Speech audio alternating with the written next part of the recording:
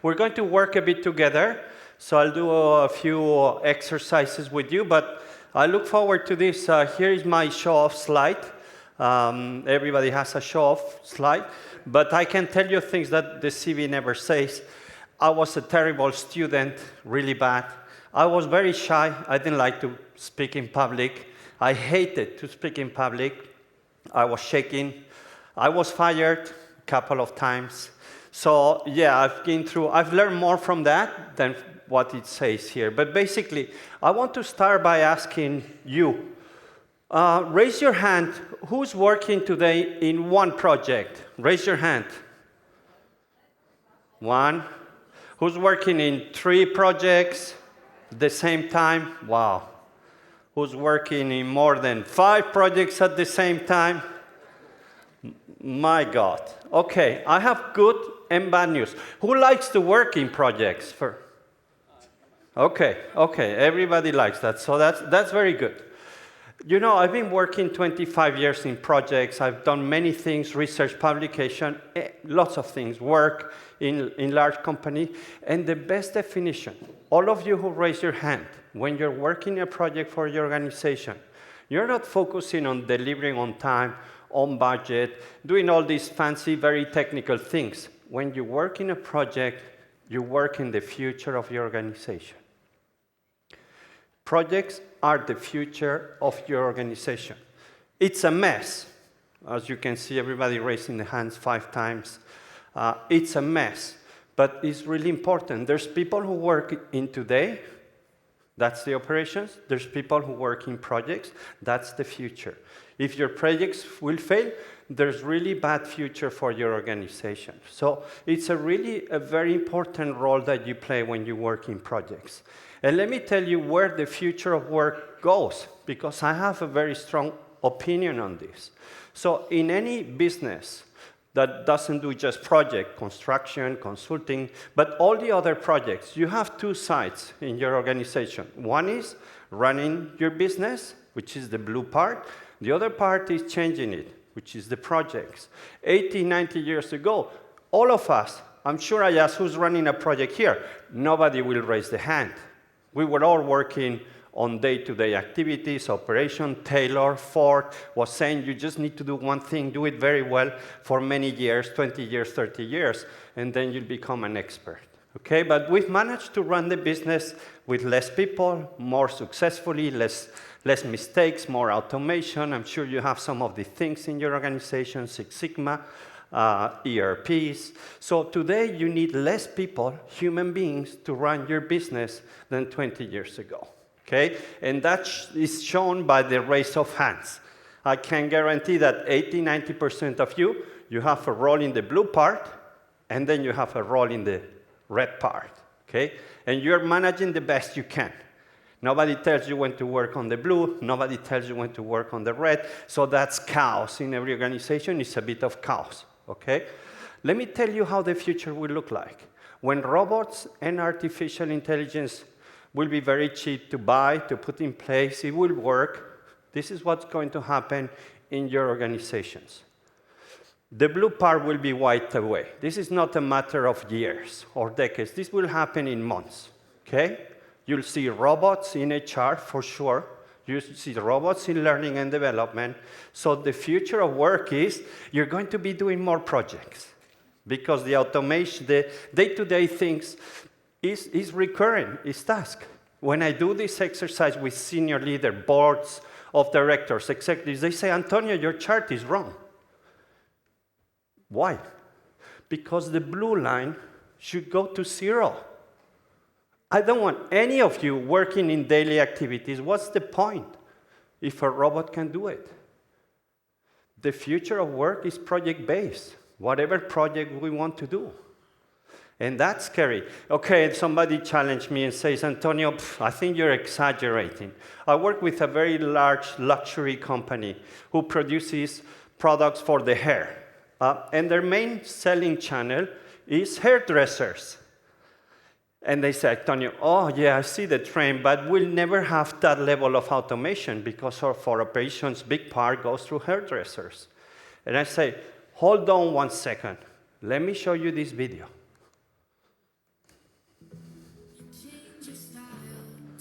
This is not made by AI. This is a real video.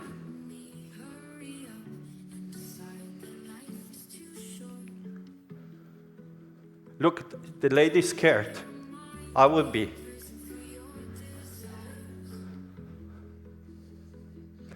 So the guys in this company, they started to have some doubts. So, I will never go to a dresser like this, but my kids, for sure, they will love that. The less people they see in the shops, the better for them. So this is happening. It goes beyond your common sense, beyond. So my thinking is that if you are doing, caution, if you're doing the same work every day with the same people every day, that job is most likely to disappear 6 to 12 months. I don't want to be the one that gives you this bad news. I would be scared, okay? I think there will be work, but not the work we're doing now, okay? The good news is that AI and robots, the first thing they take over is the things that we hate to do, right? So we should see that as an opportunity to do other things, more out of our comfort zone, okay? But for me, there's a sense of urgency. Things are happening that we don't see, but they're happening. And there are many around this topic. Let me give you an example. All what I write in my books, it's always based on real examples. The one I gave you now. This is the chairman of MR, a big infrastructure construction company in Dubai. And he wrote an email to all the 30,000 employees. Dear employees, when you reach the end of this email, you will notice something different. I have no job title, and none of you either. No more job titles. Crazy. Who here has a job title? Raise your hand. Doesn't look very good. Okay? Doesn't look good. Let me do a small exercise. Talk to the person next to you. Don't mention your name, but tell them what you do without telling job title, career ladder, just what you do. Please do that. I was going to make you stand up, but I think you're a bit tired. 90 seconds. No job title, no department, just who are you? It's very difficult. You cannot say I'm director, I'm a VP, I'm a manager. No. It's painful. We're not used to that. Okay, now you can switch.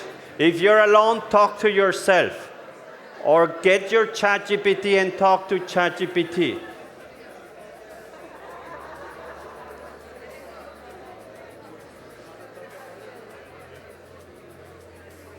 Okay, let me continue. I'll give you 3 exercises. This is the first one.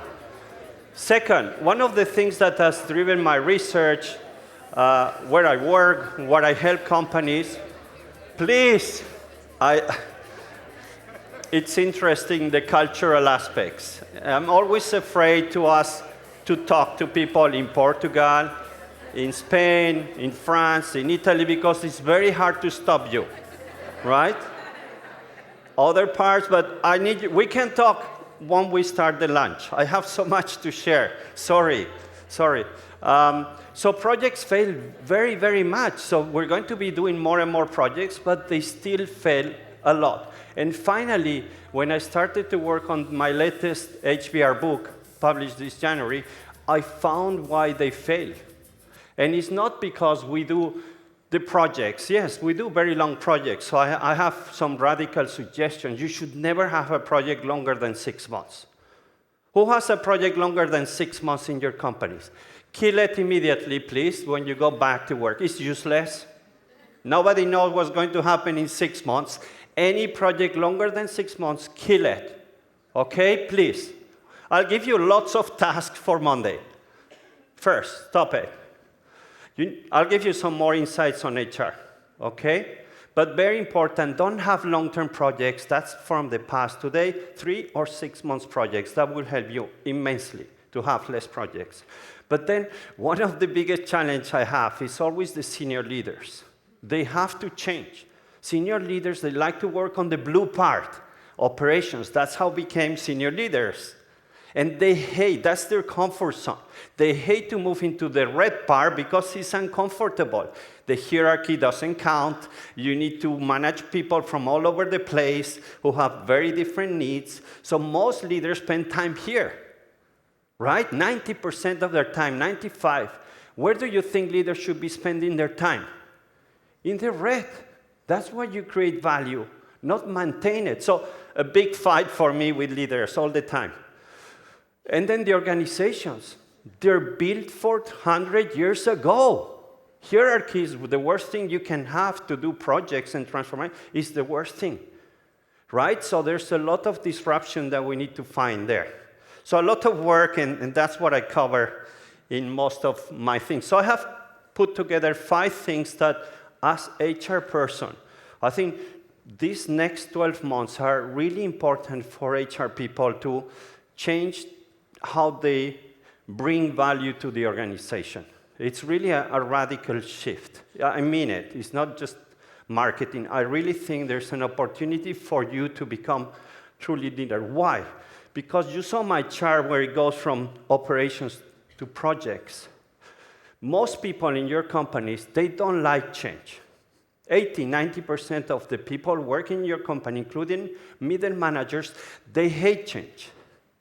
When I was doing projects, I've been project transformation leader. I get in the people in operations, say, can you help me? I say, Antonio, yes, I can help you for your project because you're nice, but when we're done, I want to go back to normal.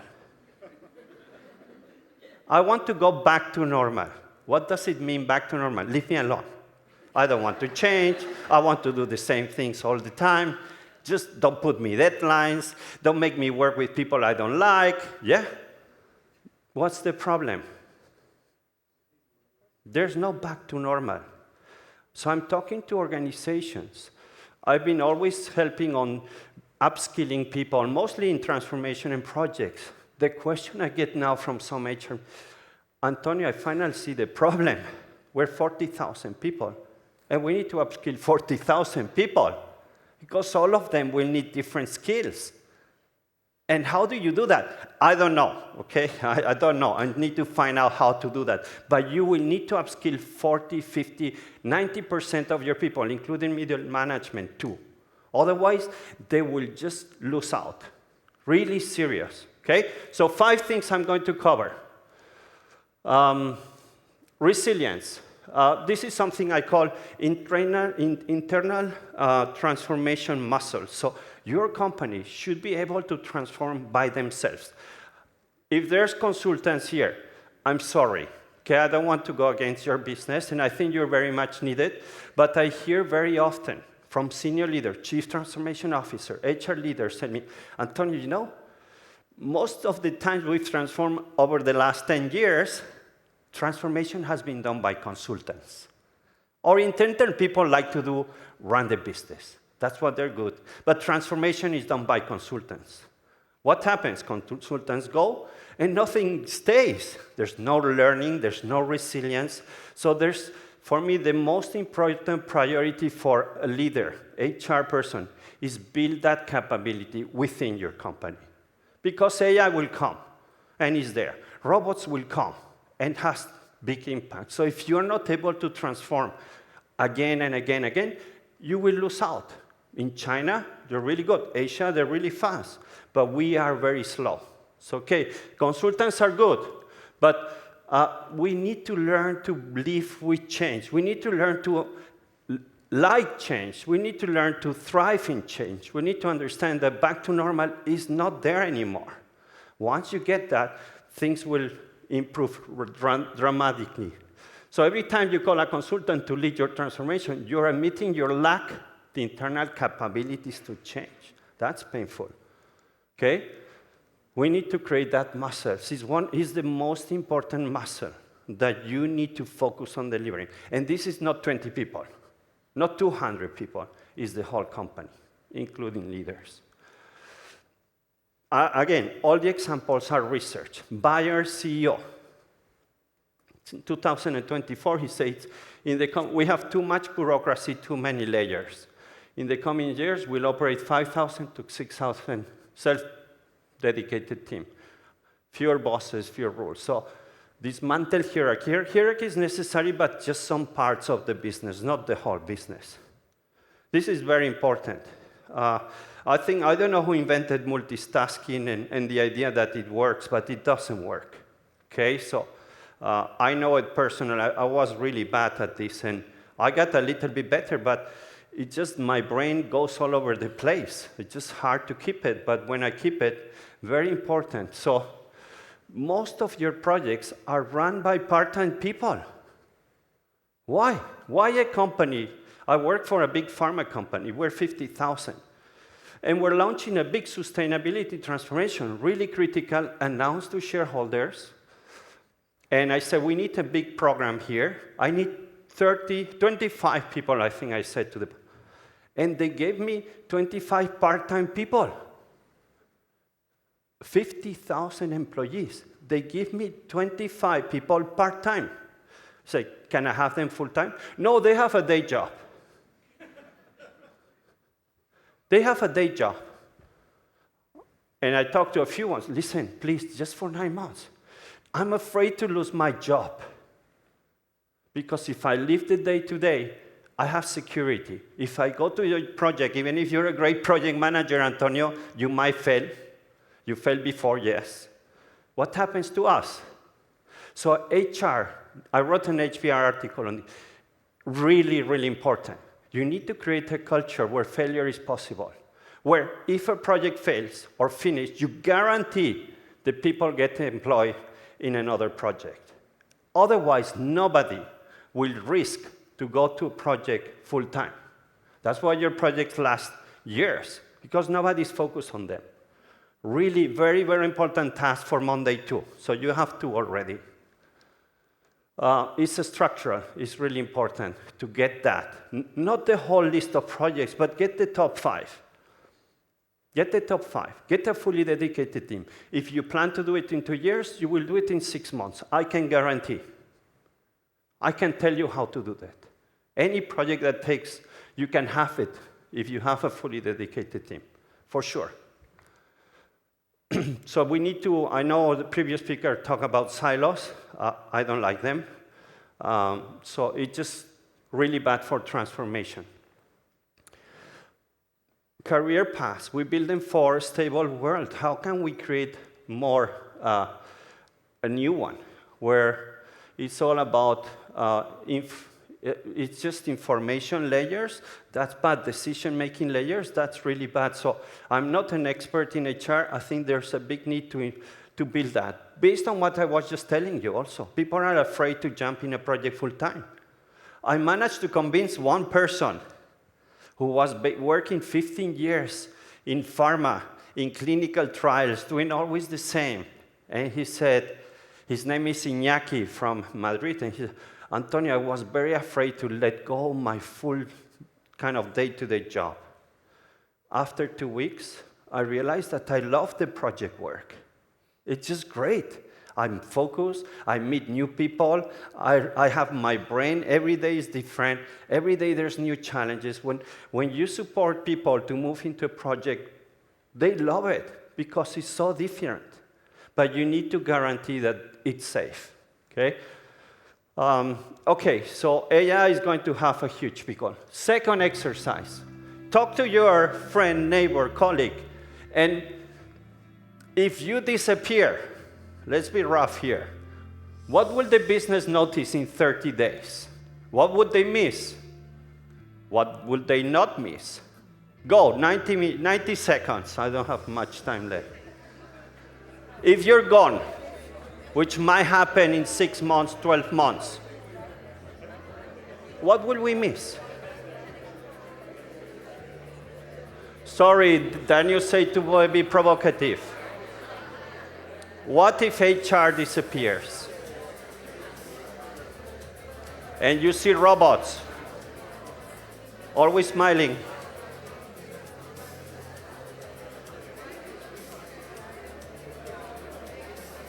What would they miss?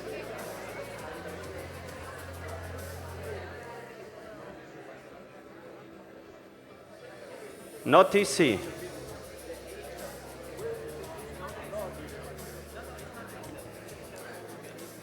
What are they going to miss?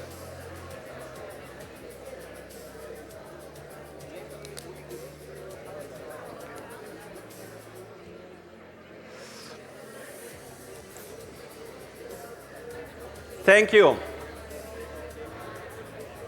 I'm going to keep talking in 10 seconds, okay?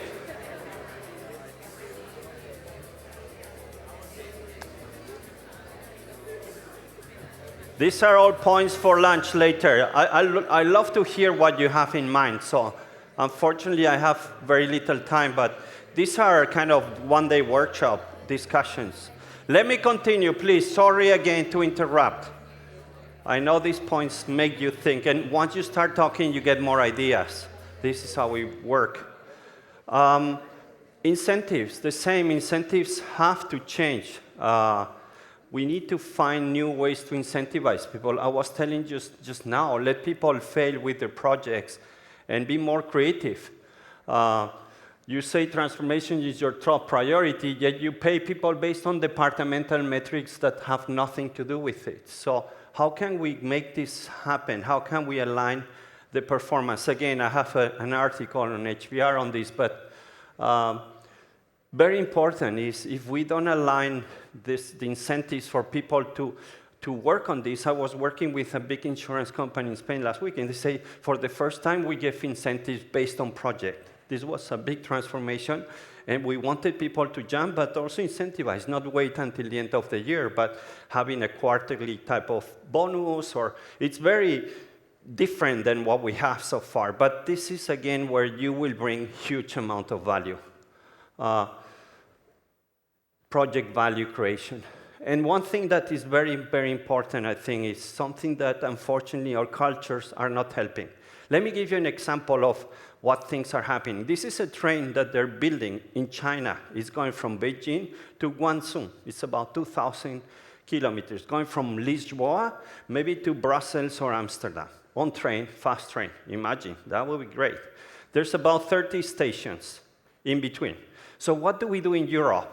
Okay, you're not going to stop 30 times because then it's not fast train, right? So what do? We stop 5 times, and then we create other ways of getting to the other points, right? Or we have a very slow train that stops everywhere. Let me tell you what is about thinking outside the book. The book? The box, what I'm thinking. So what's thinking about the box, but also thinking exponentially? This is one of the most important, more than critical thinking. I believe that we all can bring this. Let me show you what they're testing in China. So that's the train. There's one of the 30 stations, and you see there's a small kind of wagon there. Some people are going to jump into the wagon. Station number 17, they're testing this. So people come in. Now the train, fast train, coming from Beijing to Guangzhou is coming from the top.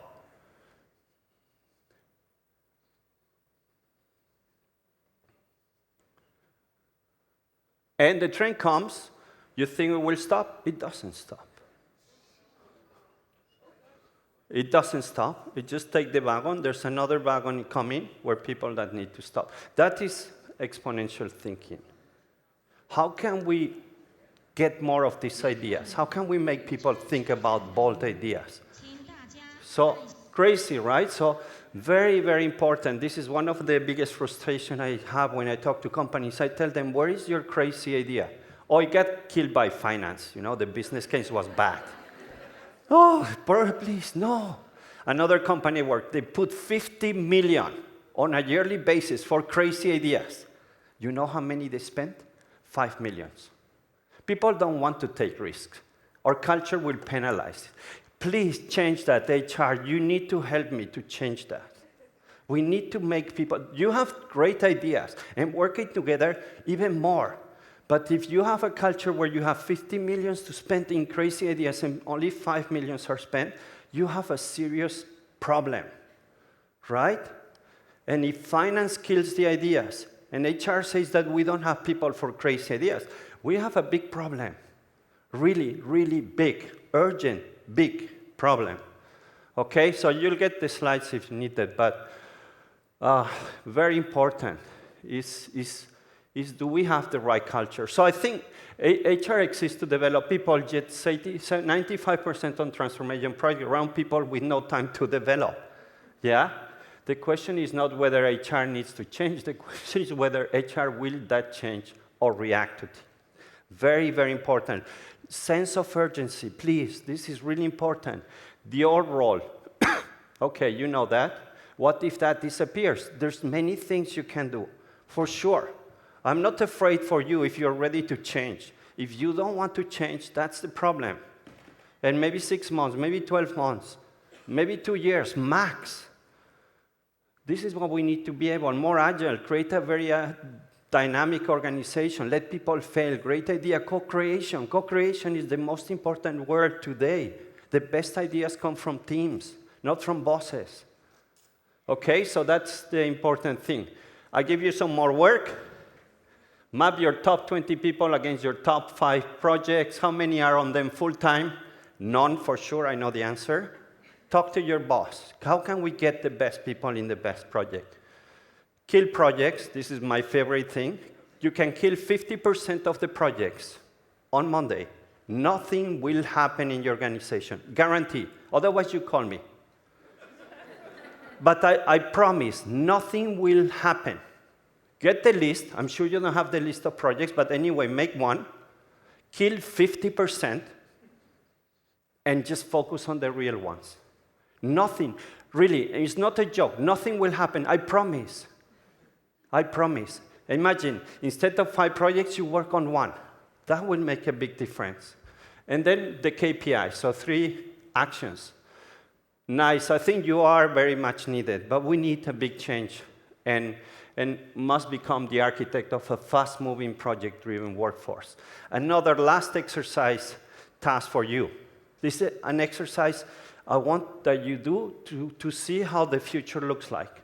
Go back on Monday, call your entire team and say, listen, just as an experiment, this week, there's no job description since there's no hierarchy. Good luck. Try that, just for a week. I just didn't say 1 month, 1 week. Try, no job titles and no hierarchy. You'll see the chaos.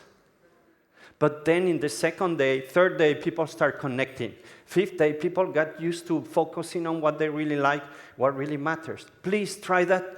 Maybe not this Monday, the Monday after. Okay, you have a lot of work. And I'll finish with one last story. This is when they were putting the first man on the moon. Remember, 1967, a group of journalists goes to the NASA. They go to check how the project is going. It's a disaster. It's not looking good. Group of journalists from the BBC go there, and they have an interview with all the people, the board. And at the end of the day, the 20 journalists, they leave the room. It's quite already dark. They go through a computer lab. There's this guy there cleaning, and towards the exit, and they walk past and they stop, just out of courtesy, and say, hey, what's your name? My name is Miguel. And what are you doing here, Miguel? He says, I'm helping to put the first man on the moon. What? I'm helping to put the first man on the moon. I'm super proud. My kids are proud. I tell that to my family and friends. What a nice job you have, Miguel. He was cleaning the floor, but nobody told him to clean the floor. They told Miguel, you're as important as the PhD people. Together, we can make it happen. But we need you, and we need you too. This is what you can achieve. This is what projects can bring, right? And really important, feel people proud of what they do. This is probably the biggest task you have. Make people proud of what they do in your organizations. And with that, I'm done. Just one last task. thank the people next to you for the night chat. Okay? Shake hands, give them a hand, whatever. But thank you for working together. Thank you.